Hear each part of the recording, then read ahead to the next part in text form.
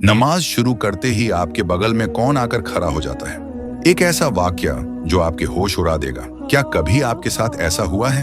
आप पूरे दिन अपने कामों में व्यस्त थे, दिमाग एकदम शांत था, लेकिन जैसे ही आपने अल्लाहू अकबर कहकर नमाज के लिए हाथ बांधे, अचानक दिमाग में ख्यालों का तूफान आ गया। वो भूली हुई बातें, वो जरूरी काम, वो पुरानी यादें जो पूरे दिन याद नहीं आई, वो ठीक उसी वक्त क्यों याद आने लगती हैं। यकीन मानिए, ये सिर्फ आपका भटकता हुआ मन नहीं है, इसके पीछे एक खौफनाक वजह है। इस्लाम में और खास तौर पर हदीस के अंदर इस वाक़े का जिक्र बहुत साफ लफ्जों में मिलता है। ये कोई इत्तेफाक नहीं बल्कि एक साजिश है। जब एक मोमिन, एक बंदा अपने रब के सामने खड़ा होता है तो वहां एक खास शैतान नमूदार होता है। इसका नाम है खिंजब। हाँ, खिंजब। यह आम शैतानों से अलग है। इसका काम ही सिर्फ एक है, आपकी नमाज को बर्बाद करना। यह तब तक आपके पास नहीं आता जब तक आप दुनियावी बातों में लगे हैं, लेकिन जैसे ही आप सजदे के लिए तैयार होते हैं, यह साया बनकर आपके और आपके रब के बीच खड़ा हो जाता है। अब सुनिए हदीस में यह वाक्य कैसे बयां किया गया है।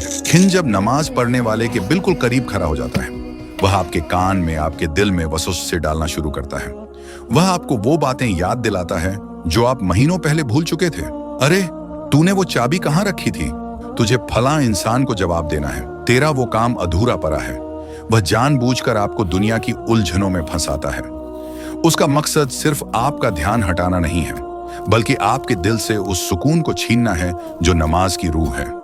वह आपको इतना मसरूफ कर देता है कि आप यह भूल जाते हैं कि आप खरे किसके सामने हैं। और उसकी कामयाबी क्या है? उसकी जीत तब होती है जब आप यह भूल जाएं कि आप क्या पढ़ रहे थे। वह आपको इस हद तक उलझन में डाल देता है कि आपको याद ही नहीं रहता आपने 2 रकात पढ़ी हैं या 3। इंसान गिनती भूल जाता है, सजदे भूल जाता है।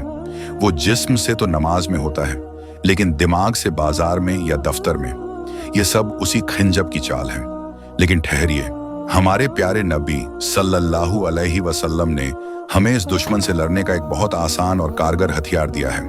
नबी पाक ने फरमाया, जब भी तुम्हें नमाज में खिंजब की मौजूदगी का एहसास हो या तुम्हारे ख्यालात भटकने लगें, तो फौरन अल्लाह की पनाह मांगो।